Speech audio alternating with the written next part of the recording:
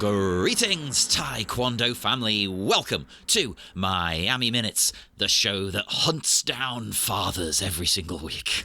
I am one of your hosts, Father Hunter Extraordinaire, John Parker. And here to bilk you out of some of your hard-earned cash in order to buy a suit, it's me, Niall McGowan. And flying down to Miami for this episode, it's Dave from 5 Minutes of Mystery. Woo. Yeah, I mean, you've been here the whole time anyway, as everyone knows you by now. You know, this certainly isn't a random episode you've just turned up on. No, I've been hiding in the bushes. I've been waiting by the mailbox just when you guys are going to come out. Okay, I'm here. This is like every time we looked out the window, it's just like, there's that guy still standing there. Like, he's not done anything yet, but you know what he does, it's going to be good. So. It is going to be good. It is good, because you've been here, Dave, for the last 70 episodes. This is minute 70, and the minute starts with finding some mail, man. And it ends with Jim having found a mail, man. That really works better in writing. That'll be the extra twist. Like, let's not assume Jim's father's gender. You never know which way it's going to go. That's true, actually. That's very true, because I don't have a child, but my cat is my child.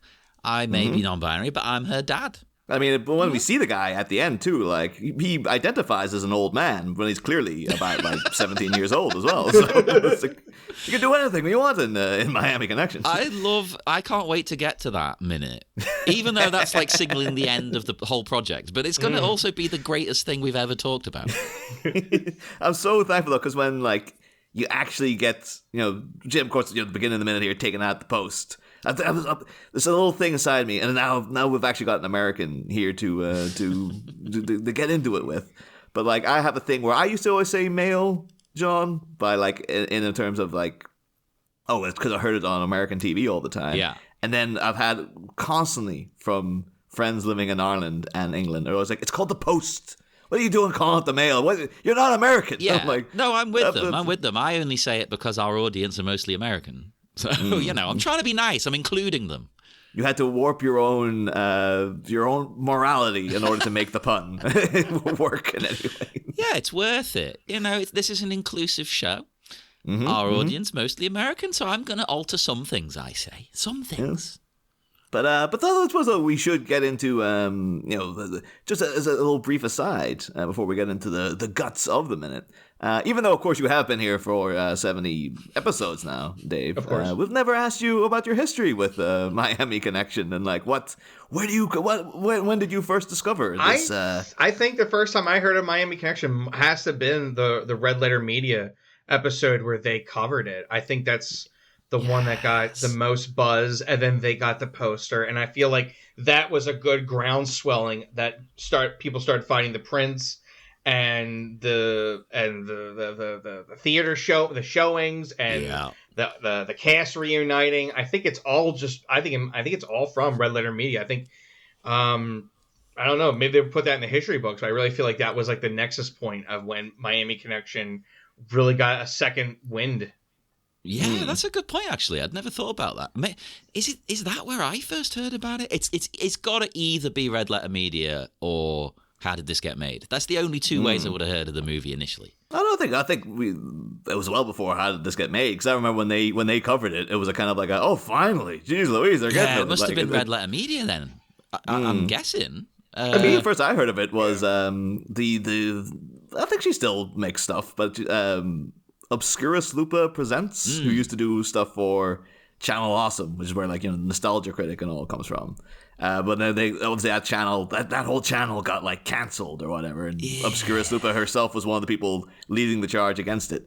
But I remember her putting up a video about Miami Connection years and years ago, and been this she was just going, this film is amazing, and I was yeah, it really looks like it is. So, but yeah, I believe that was the first. And then I though, because I'm not.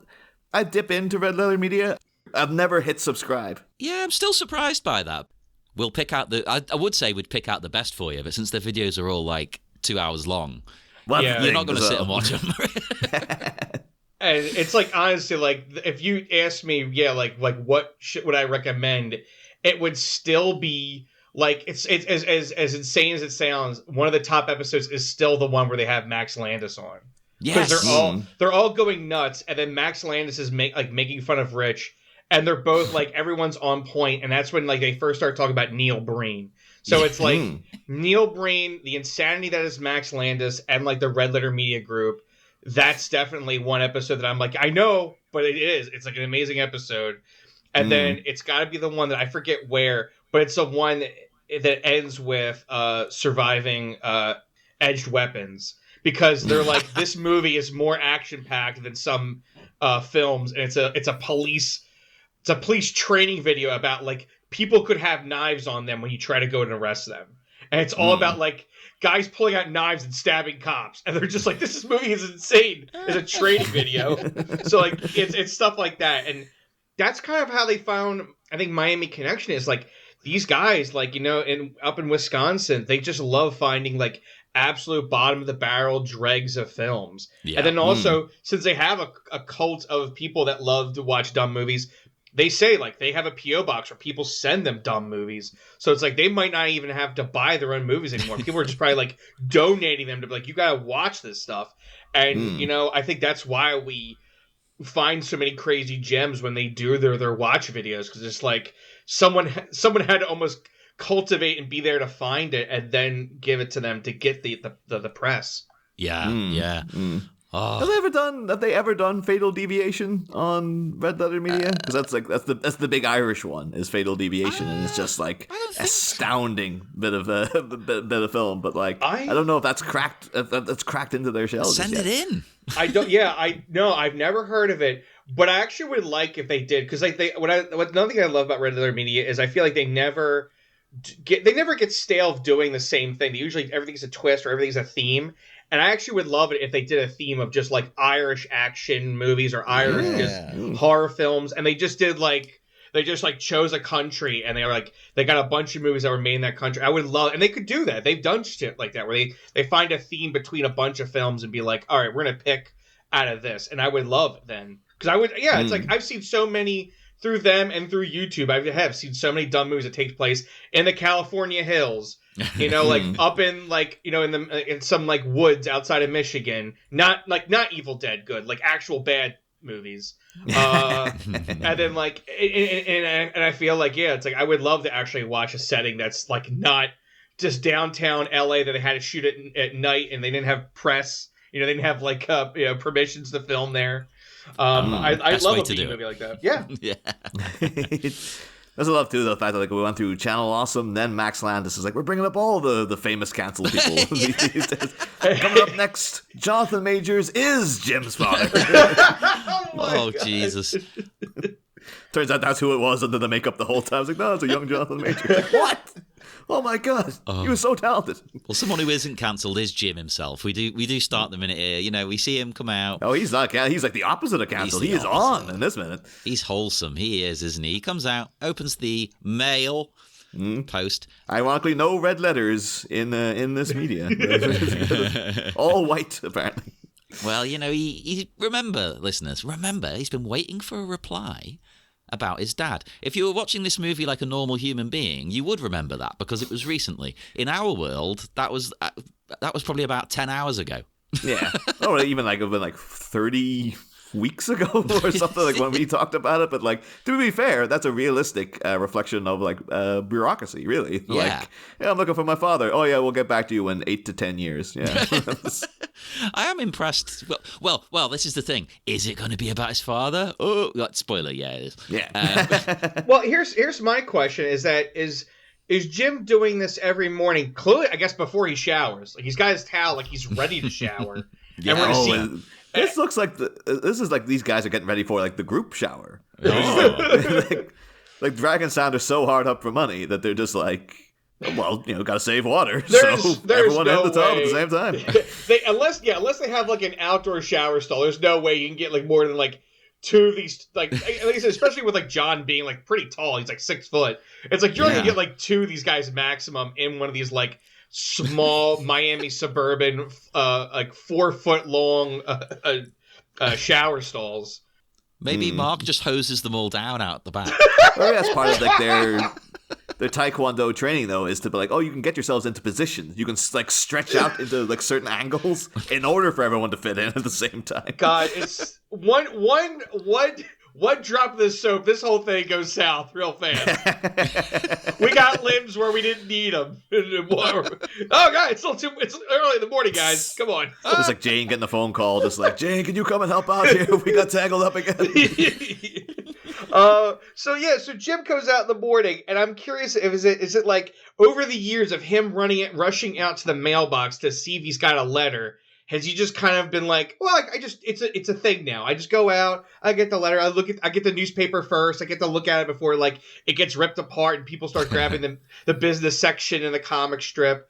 So it's like the crossword. This is his mantra now. He's like, I just do it in the morning now. It's like the you'll know, Dave. It's like the beginning of every season of The Sopranos, where it always opens with like Tony walking down in his dressing gown to get the post. And just like Jim coming out and just looking across the way and seeing the giant house across the street. And Tony Soprano coming out, like, they're both giving each other a little nod. Just like, yeah, nice to see you. Yeah. Woke up this morning. Found my father. I think you're right, though. I think he just does it sort of force of habit now. I think he's kind of mentally given up. He doesn't expect to find this letter, does he? When he sees that there's something new and strange there, he's like, oh. The thing is, though, and I know they've said, like, the reason they gave, this actor Jim's part is like, oh, he's the best actor we've got. Like, he's the guy.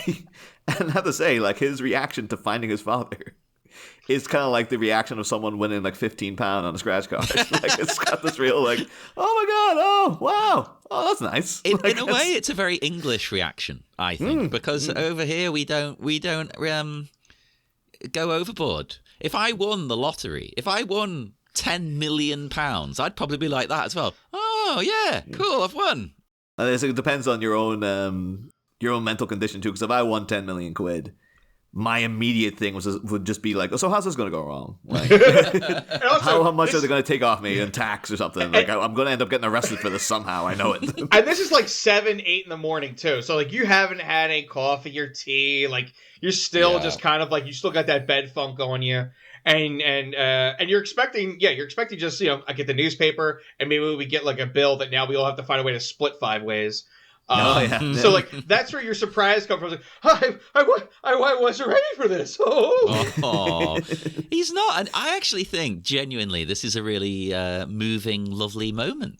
Okay, the delivery is sort of comical. Yeah, my father. I found my father. Oh my God. Also, it's just that oh my God is it's already funny, and then it's the high pitch of oh my God. It's like it's the ultimate cherry atop the glorious sundae that is Jim. Oh, it's great. If anything, this is his finest moment. It is, and I just love how fast all of them get out the door. Yeah. Oh, yeah.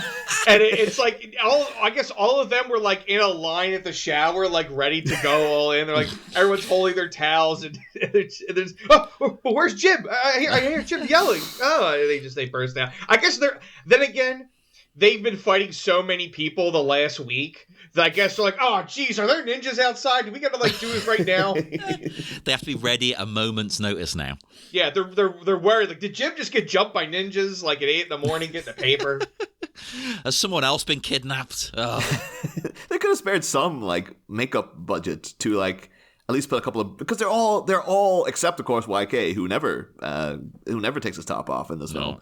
Of course, they are in Dragon Sound, their usual dress code of open jeans and bare chests, but not one bruise on it. You think Tom, like Angelo, like the bemolded, Oates Jr., he'd be covered in cuts and bruises and stuff. He's just after have been abducted and had the crap kicked out of him by Jeff's crew, and there's not a mark on him. Like, what the hell? That's a good point. I do feel it's a little faux pas to run out in a towel. Like, I would stand there in the door like, what's going on? Are we okay? Oh, he found his spot. That's great. All right, cool. I'm gonna put a pot of coffee on. I'm not gonna run out there. There could be kids. All right. I'm with you. I mean, I know last minute I made fun of Jim for coming out with his pants undone, but this is another level. Like, actually in your towel, because that indicates to me there's no underwear on. Yeah. He's got the immense vibe of just seeing Angelo in that towel like that has the energy of the guy when you come home and you discover that your wife's been cheating on you, and it would be this guy. Like a guy wandering around with a mullet and a mustache and a towel, like, hey, buddy, how's it going? Hey, I'd let him. It was going good until about 5 minutes ago. But I do like the because they are also like YK Kim is given the performance of his life in this because he's so much more excited than Jim is about this. He's just like bursting out the door and he's just like, "What? Father? Did you say father? Did someone say father? Oh my god! It's actually happening!" He is. Yeah, I guess he's been really like just suppressing that excitement for Jim. He's like, I don't want to bring it up to Jim, but I really hope he finds. He's just like every morning, YK Kim's like, when he goes out there, I'm just hoping there's a letter for Jim, and I don't want to upset Jim and keep bringing it up to him. As I've been pausing and looking at our nice shirtless guys here, I'm like, this is a prop mailbox. Like it's way too tall to be a mailbox. Oh, see, this is why we need your insight because we don't know these things. I looked at that and I was like, wait a second, that looks like a fresh piece of not like fresh, but like it's like unpainted, like unstained piece of wood that the mailbox is on, and it looks like it's at like I would say almost like 4 feet high, maybe like 4'8". Like it's actually like at your like neck height because obviously it probably makes it great for Jim to do the shot. They have both, but it really like I feel like you're gonna have a mailbox at like low 4 feet, like enough that like if you sent your kid out there, your kid could get to the mailbox easily. Mailboxes, everybody usually has a duck. All right, here, cut to, if you want a good reference point, The Insider. When Russell Crowe has to, like, really lean down into his mailbox to see the bullet that they put in his mailbox, that's definitely accurate to, like, your mailbox height. You kind of got to duck a little bit into it. Not a lot, but, like, it's never, like, as tall as, like, your neck or head. So I'm just, like, they did that clearly for a good shot, but now it's in the really in the foreground, and these guys are kind of like a few feet back.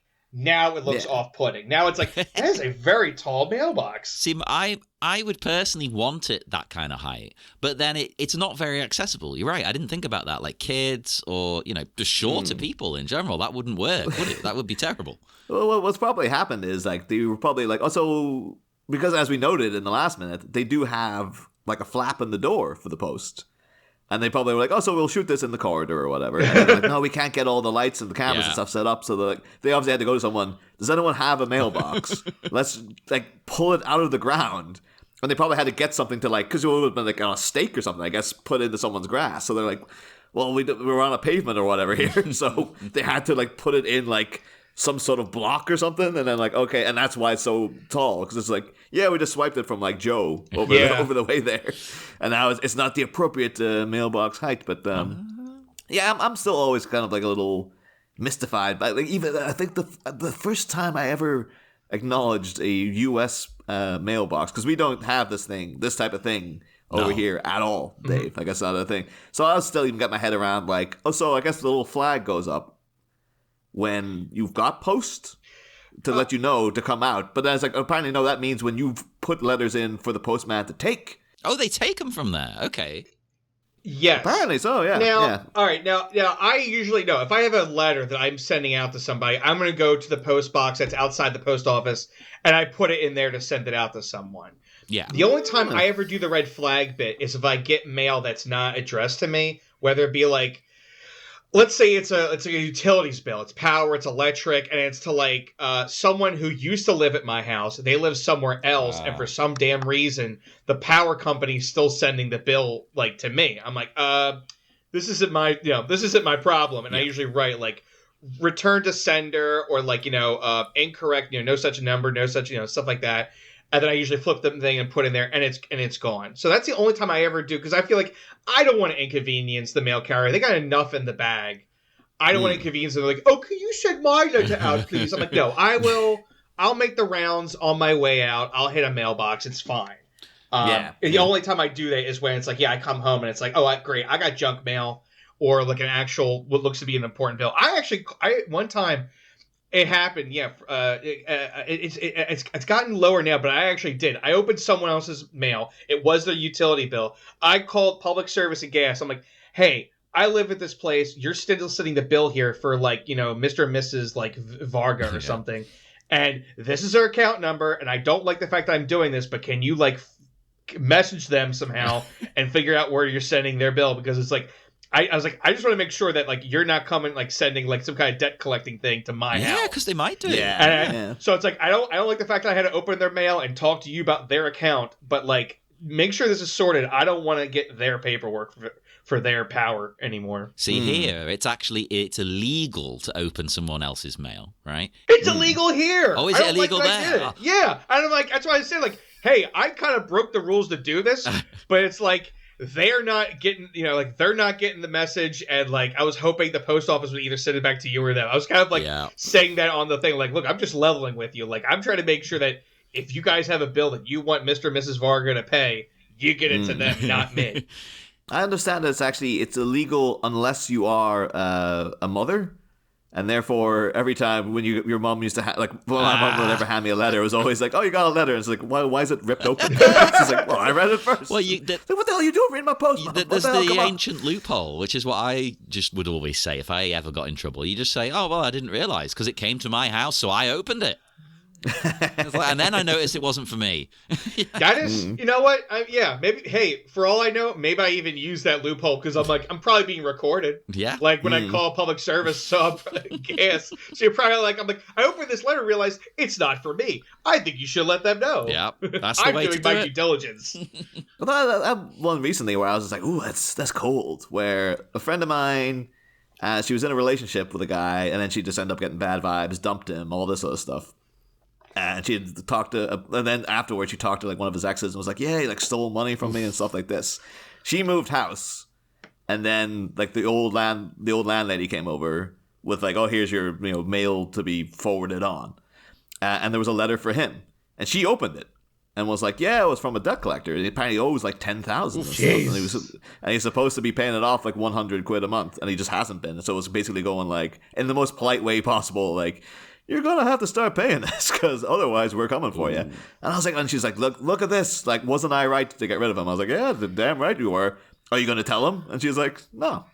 Like, that's like, no, it's not my problem. It's like, I get it. And I'm a bit like, but it's also to me, it's like, oh well, fair enough. Well, you've fallen out of love with him and you just kicked him to the curb. But also, like, you could end up getting arrested for that. It's kind of a real like. You probably should. I know you don't want to talk to him, but you should at least like. Send him the letter and be like, "Yeah, but he should know. Yourself, he should know that information already. He doesn't need the letter. He knows he's meant to be paying it." Yeah, I'm sure he like it's definite proof that he's a scumbag, and the fact that he's just like, "I've not even tried to like keep this up." Yeah, but this still struck me as a little like, man, I hate to get on the wrong side of you because apparently you will open my post and then go, "You know what?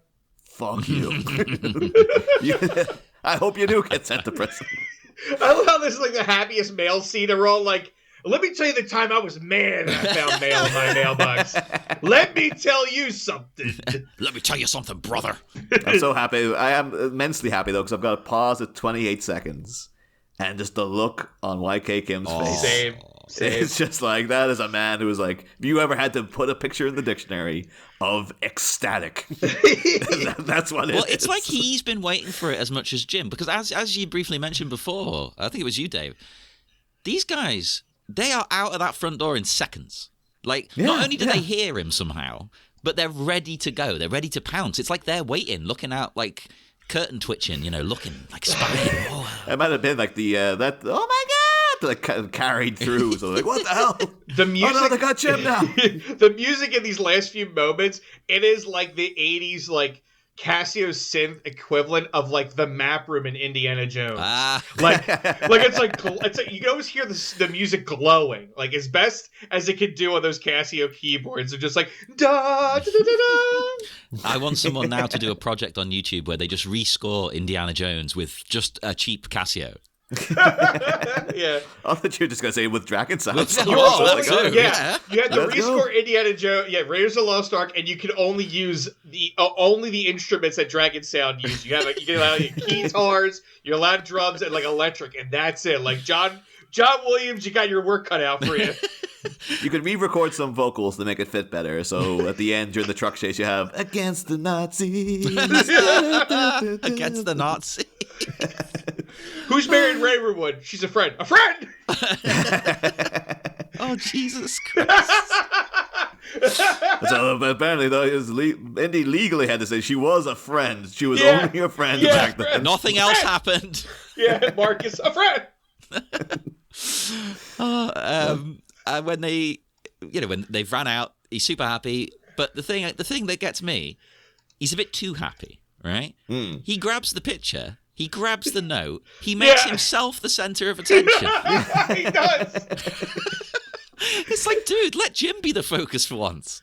It's as if he thinks this is like a lifeline. Like he's really like, oh no, your father's gonna have to start paying for stuff. We're out of poverty finally.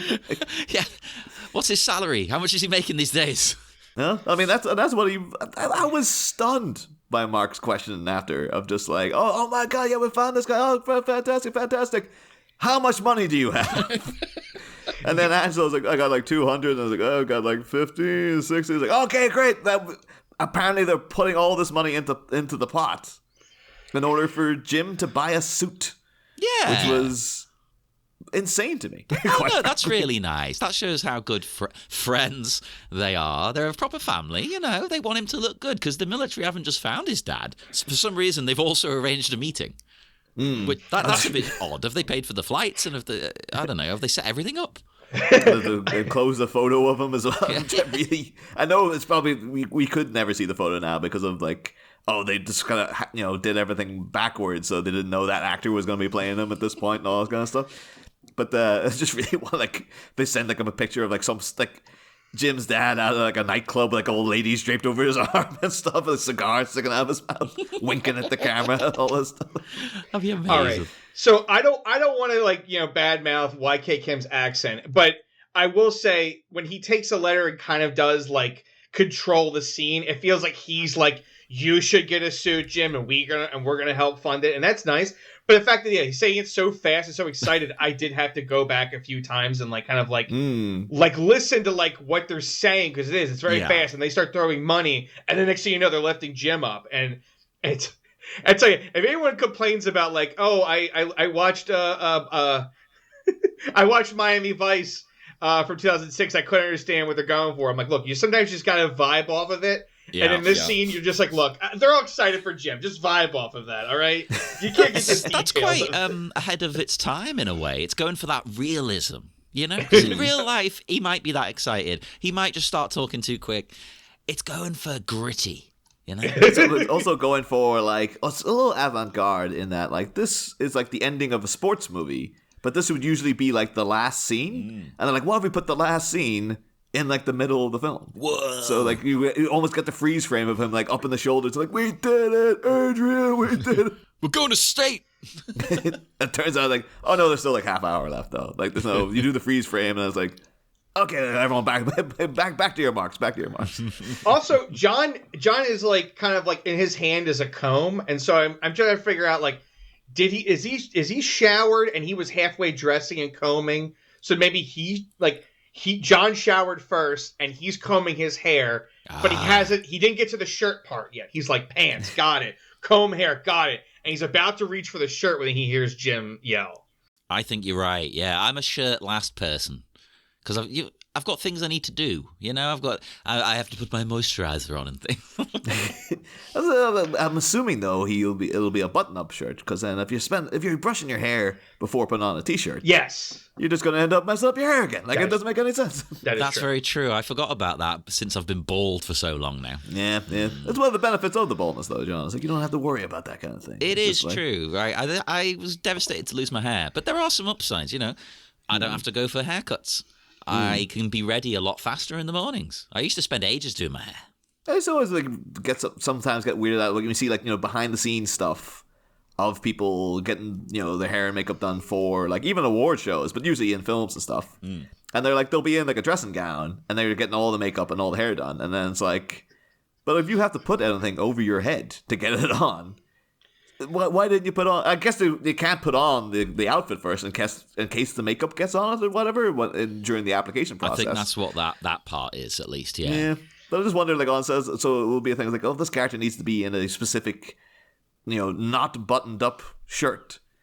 like it's gonna be it's gonna be an ordeal trying to get that on, basically, unless they've got some kind of film trick where it's like, no, you actually attach them, you stitch the shirt together on the outside somehow or something. But it's so it's always a thing of every time I'm always a little like, oh, getting all the hair done now, but then how are you gonna, if you have to drape that dress over your head, how are you gonna do it? We need the inside info. Any Hollywood people, get in touch. Let us know, how does it work? Unless it's a Dragon Sound policy, because of course Mark is rocking a pretty epic vest there. Yeah. But that is like, he's insistent, like, no, the shirts, the neckline has to be so large as to never touch the hair. So it just slides right on and just drapes over your shoulder, and you're totally fine. He's rocking that top though. Although we've talked a few times there about everyone being topless, so now we have to address the drinking game. Because this is gonna. If people are drinking along with this, I think I'm about to kill you. Oh, boy. So 4 topless dudes, that's drinks. Whoa. 2 of them have towels, that's drinks. So basically you have to drink 6 times. Jesus. So I don't collapse in the middle of recording here, I'm just going to have 1 drink. Behind the scenes, spoiler alert, I don't actually have booze, but I'll edit that out. But yeah, I can sip coffee. I'll give you some coffee, but if you're playing along, you got to listen to this episode after lunch. Like, at least do that. Yeah. Oh, Jesus. Yeah. I think. And let me just have a look. Are there any more? Yeah, there's another drink as well, of course. So that's 6 drinks for those guys. And now I would say this is considered serious family drama. Right? Oh, 100%, yeah. 100%. So that's another drink. God. They're gonna find our listeners passed out on the floor. That's our goal. We want every Saturday people to listen to this show and just get obliterated. God, just oh God, just Crockett with his mojito sitting there being like, well, I guess I gotta get blitzed again. I'm a fiend. And that's 1 mojito per drink. So 7 mojitos in total. He's such a fiend for him. I was imagine though, we've never done any Miami Vice, Miami Connection crossover jokes before, but I was imagine like Crockett cruising by, and like as they're lifting up Jim, like Tom's towel just falls off, and he just has to be like, get the berry out. It's like, all right, buddy, come on. I am worried about. I'm no stickler, but this is drastically indecent exposure you got going on right here. I am worried about that towel. I don't know if it's just me being an idiot with the hands, but if I do that with the towel, I would say 50% of the time it falls off. Oh yeah. If there's 3 capable guys of lifting Jim, I would just be in the back holding my towel, making sure it's secure. Just like, hey, good job. I'm gonna clap along with you guys. I gotta make sure this towel doesn't fall if it's 8 a.m.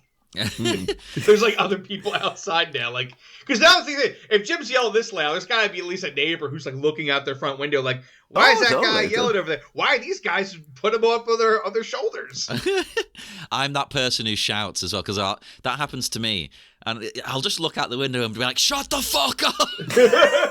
That would be great if the extended version of the scene is just somebody like, hey, shut up, shut the fuck up. Like, no, but Jim found his father. He found his father. And then the other guy runs out of his house over, joins in and lifting him up. I want it to be like a Tim Robinson character. He's just like, peeking his head. He's like, what's going on here? Oh, it could turn into like a Rocky 2 scenario, when he's doing the training montage, and then everyone starts running along with him, and they're all like, "Go Rock, go Rock!" Oh, that'd be amazing! Like, the whole area comes out and carries him. Yeah, like one by one, they're like, "Will you guys shut up out there?" Oh, Jim found his father. Oh, great! And they all come out. It just turns into a full-on block party, and everyone is really going. Oh, that'd be great! And then people are like, "What's going on?" They're like, He found his father. He found his father. Yeah, actually, do they practice at that house? I mean, to being their neighbor, are they playing Dragon Sound music all of the night to practice? Also, they're coming back like 3 o'clock in the morning after having to fight, a whole horde of like biker gangs and ninjas and stuff. So it's like, what are those guys up to over there? They're coming in late in the morning. Yeah. You'd think they were running a fight club, actually. Yeah, but we have noted in the past, though, they seem to be eerily silent at night, though, because we've seen the episodes we were theorizing that they were sitting in the dark reading as if they couldn't pay the bills and stuff. So, but it is a good question. Like, where the hell do Dragon Sound rehearse, like in the club. I guess maybe that's the only place they could go. Because I don't think they have the money for a practice space, right? They don't have a rehearsal room. I think you could maybe do it at the university. Oh yeah, that's a good shot. That's a good shot. Although they don't seem to cross their music lives and their university lives much, do they? No. It's I mean, yeah, that would be and then you go there and it's J.K. Simmons listening to Dragon Sound, and he's just like, not my tempo. John, you've obviously done more in the music concert industry than we have. My question is, do you think it's possible maybe maybe the club isn't open early in the week, like they're not open Monday, Tuesday, Wednesday, they're kind of more of like a Thursday through the weekend joint, so it's like those late afternoons after they're done classes, they could kind of practice around like 4 or 5, and like it's just the staff are kind of like maybe doing cleaning and inventory prep while they're like, all right, we're gonna play some, warm up. I think so. It's not the norm, but it's also not unheard of, especially if you're a house band. Because remember, they're not just doing random gigs. They are now the house band. So I would think that possibly is part of the arrangement. Okay. So they've got to practice. They've got an amazing stage show. I just really, in my mind, I've just got hung up on like a little fantasy thing I want to happen of like, oh yeah, there's like part of the side story was that J.K. Simmons' character from Whiplash was in fact a previous member of Dragon Sound, but like Angelo was such a taskmaster. There's a deleted scene of J.K. Simmons sitting on the drums, and like Angelo with his mullet going like, "Were you rushing or were you dragging? Come on, go!" And he just couldn't handle it, and that's why he went bald. Like the stress of working for Dragon Sound. He used to have long, luscious hair, and it all fell out and stuff. Oh, I feel his pain. 19-year-old J.K. Although I say 19-year-old J.K. Simmons, he's one of those guys who turned out, he's like, no, when Miami Connection came out, he was like 45. He's just one of these men who's eternally an adult. He was never, ever a child.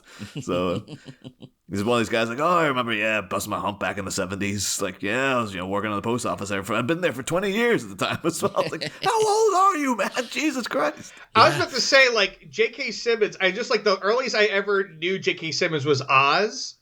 And it's like he looks absolutely the same. Like he looks like his Whiplash, pretty much. Yeah, like he's got a little extra hair buzz on the sides, but it's like he's just been older bald guy for as long as I can imagine him. Oh, 100%. Yeah, if you told me he was born in like 1920, I'd be like, all right, I guess it makes sense. And if you showed me a movie from like 1968 where J.K. Simmons just looks the same as he looks now, I was like, he's just existed in this form for like the last century or something. They'd be like, finding old oil paintings of J.K. Simmons still with the bald head and stuff.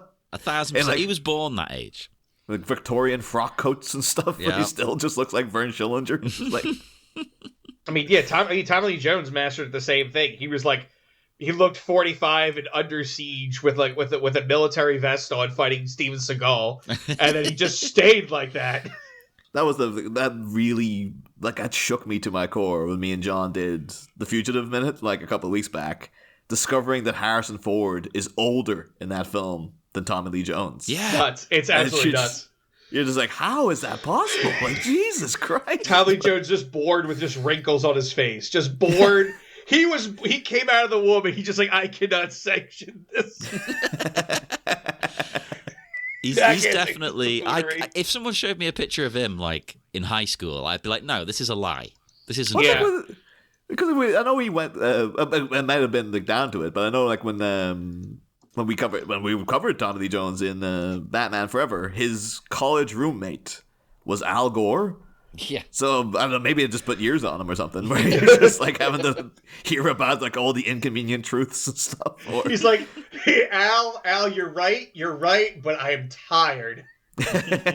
He went there bright and optimistic and just like full of so much hope for the world. And then Al Gore just kept telling him all these inconvenient truths, and he's just like, oh man, this planet is screwed. Like, yeah, I guess I'll become an Oscar-winning actor. Who cares? It's weighed on his mind ever since. He just because he knows that the planet is ended, it's doomed. It's like, what's so upsetting? What's upsetting you so much, Tom? He's like, it's just so damn inconvenient. The truth, like, I can't. I didn't murder my wife. I don't care, but I do care about the carbon emissions. Well, someone who doesn't care about stuff. Mark here as well. I said he takes over the whole city. He does it again.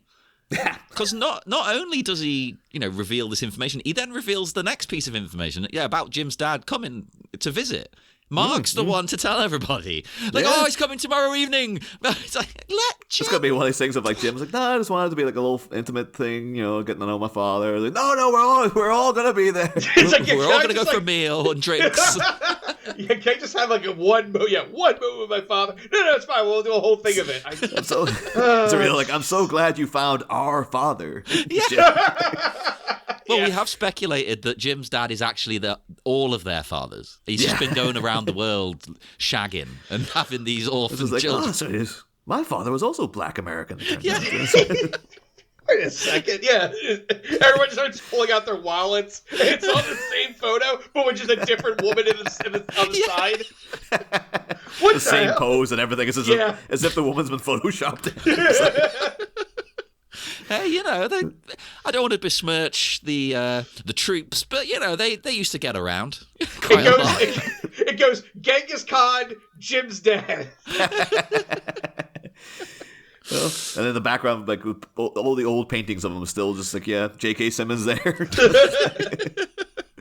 listening to Mozart, writing his new symphony, going, not my tempo. But I do think this is insane, though. Like, maybe it's just because I'm a very, kind of private person. I'd be like, my space is my space, and my accounts are my accounts. And then for like them to be like, so how much money you got in your account? And then be like, I got like 200. Yeah, we're all pouring that in to buy Jim a suit, which I have to say I find unnecessary. Because why does he need a suit to meet his dad? Like, I agree with you, but I also get it. They want to show his dad in their first ever meeting he's doing well. I understand that, but you don't have to go as far as to buy a suit.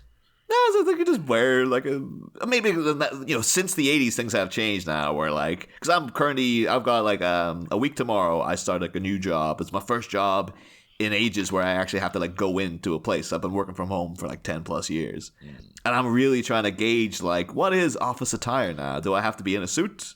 Or is things just got so casual in the smart casual department that I could literally, if I just button up the shirts I already own, there you go, I'm done. I think that'll be fine. It's different everywhere you go, but I, recently started a new job and I had the same worry. I was like, well, what do you do? So the first couple of days I did, dress up a little. I wore smart shoes, smart shirt and things. But then I saw what everyone else was wearing. There was someone wearing, like a hoodie of a drag queen. I was like, oh, okay, it's that kind of vibe. Fine. Yeah.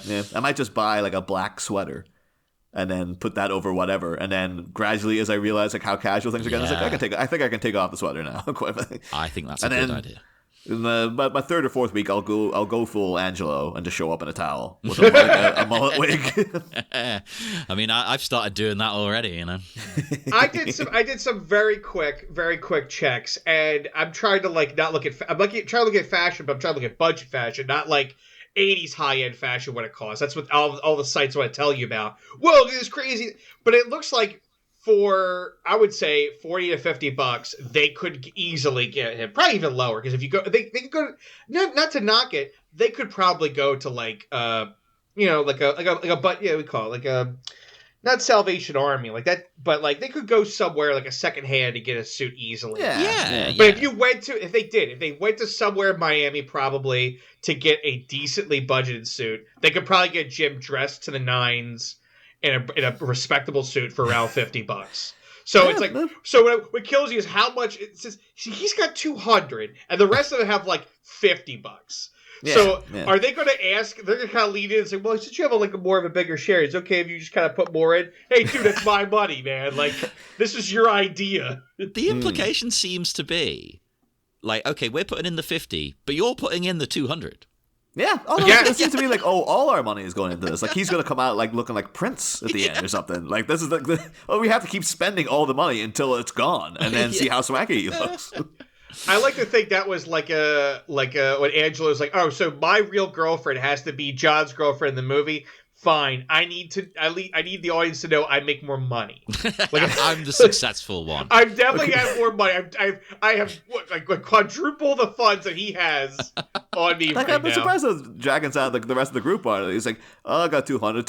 How much? Wait, what? You got 200? What the hell? Where did that come from? Yeah. I suppose he writes most of the songs in universe as well as in real life. So you think he might be like, well, we got paid for the gigs. I take my fair share, which is everything. All right, Mark, you don't even really play the guitar. You're just jumping up and down the stage. Oh, this is how bands fall out. You need to arrange all of this beforehand.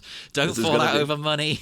This is going to be the Smiths trial in 94. Like going over the royalties. Like Mark showing up is like, well, you did sign a contract for 5% of the. But I added so much to the band. Like, you were just jumping up and down, you idiot. You couldn't even mime playing the guitar properly. For Christ's someone who jumps up and down for a band, I'm with him.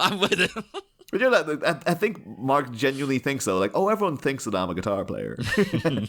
At least everyone knows John's like, oh, you're up there swinging sausages around. There's no illusion about what you're doing. True. You're not there with a keyboard strapped to you going like, yep, I'm totally playing this. Well, now I'm going to do that just to annoy you. That's me sitting with my arms folded in the corner. Yeah. I cannot sanction this buffoonery. Me just morphing into Tommy Lee Jones overnight. You do have Tommy Lee Jones energy. Oh. I was going to say I'll take that as a compliment. I don't think I can take that as a compliment. He seems so grumpy. Oh, it was meant to be a jokey compliment.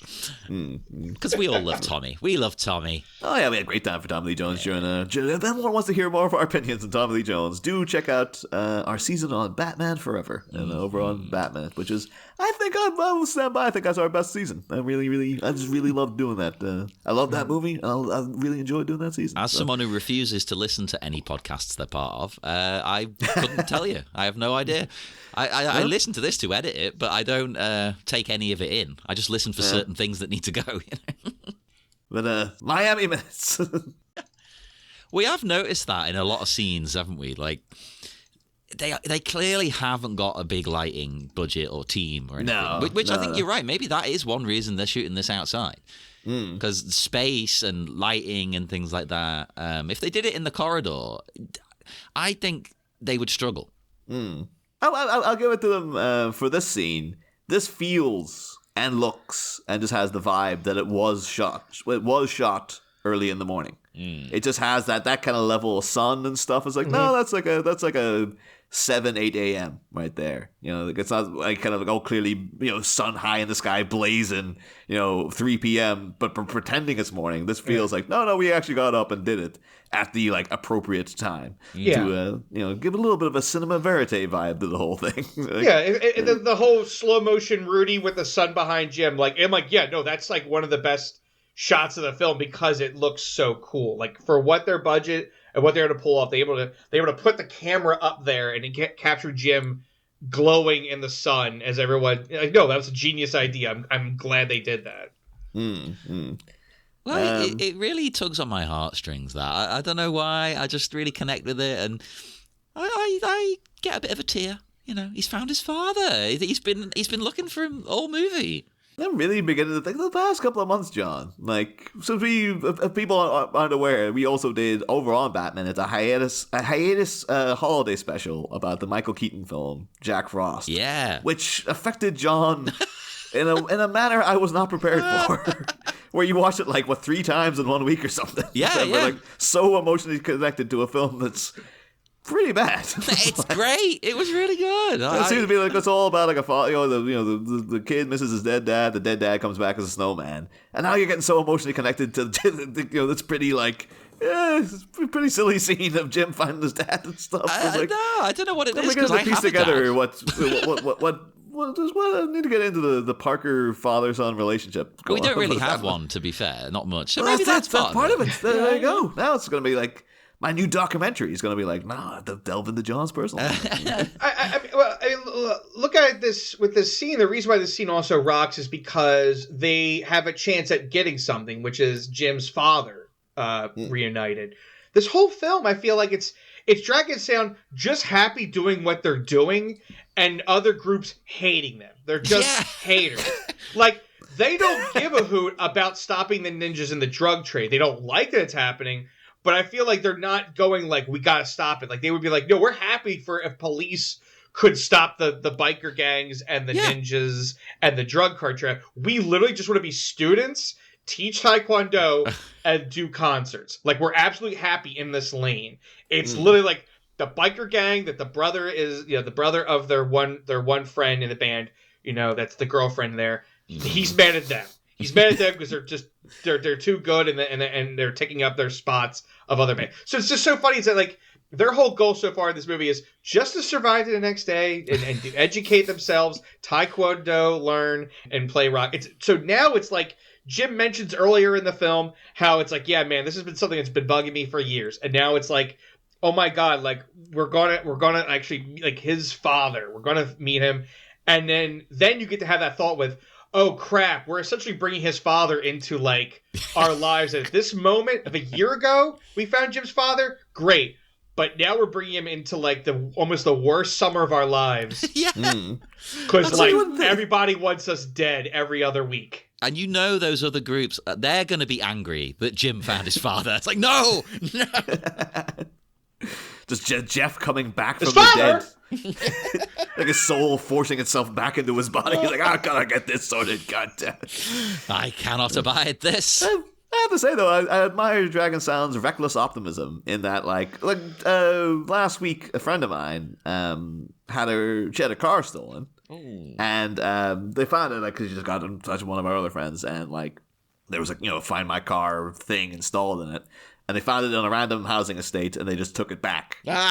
Oh, that's genius. But apparently they think that's the thing that car thieves do, because they're aware of these trackers. So they take them, then they leave them in a random area, and then, like, come to see if anyone's coming to get it, kind of thing. And then if no one's there after, like, a week, they're like, okay, now we're good to take that. Okay. But she started noticing then, like, she's just been racked with paranoia about it since. So she keeps looking at the Find My Car thing isn't tracking properly anymore. It keeps, like, the car's outside, but it says it's in, like, Dover and stuff. Oh, crap. And so she's starting to freak out, and she's like, what am I going to do? I don't have a garage to put it in. Where am I going to leave the car and stuff? Like, it's really, really getting to her.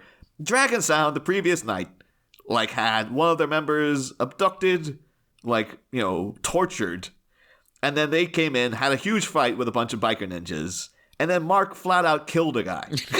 Actually, he killed three guys. Yeah, brutally. And then the next morning, they're like, hey, Jim's father. Like, oh, great. As if, like, oh, we just got back to our normal lives now. There's no kind of, like, sense of, like, can we go outside? Or, like, they could have had a scene of, like, Jim out celebrating with a couple of the rest of them, and Mark sitting just, like, stressing in a chair going, like, oh, my God, things are getting really bad. Yeah, but Mark doesn't stress because he knows he's a lethal weapon.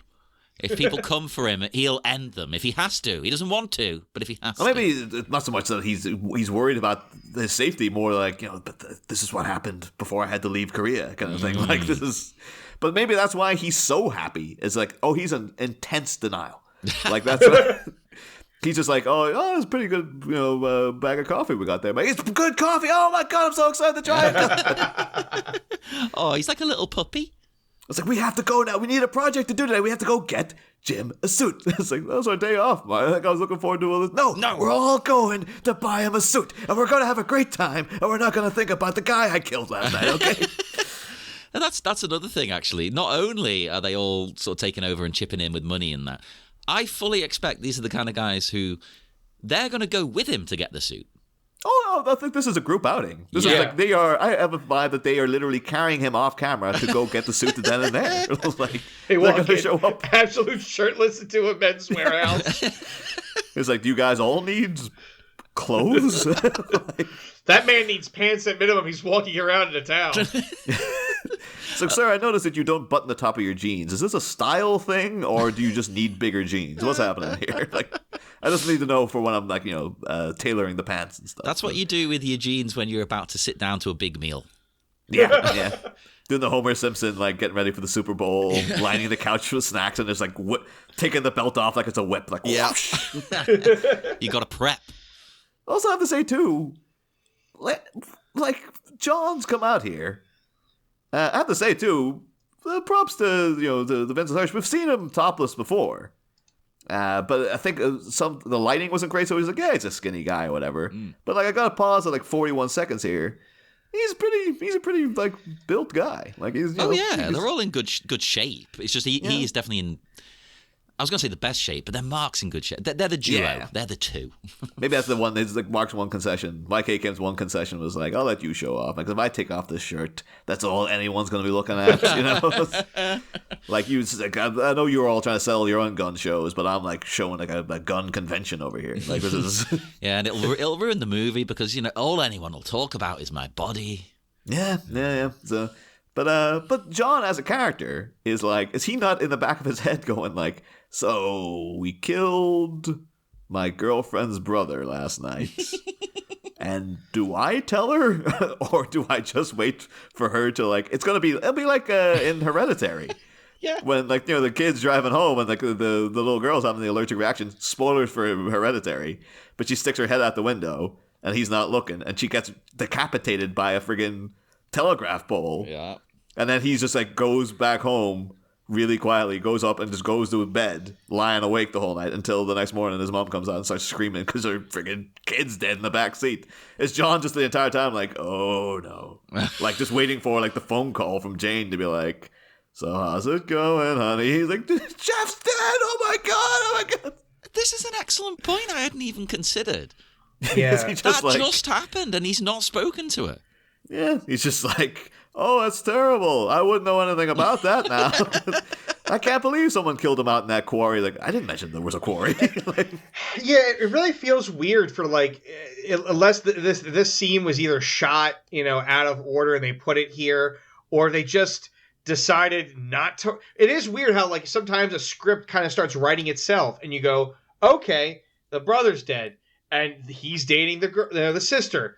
Like, now that's an easily the next scene is the fallout of that. And this movie just ignores it.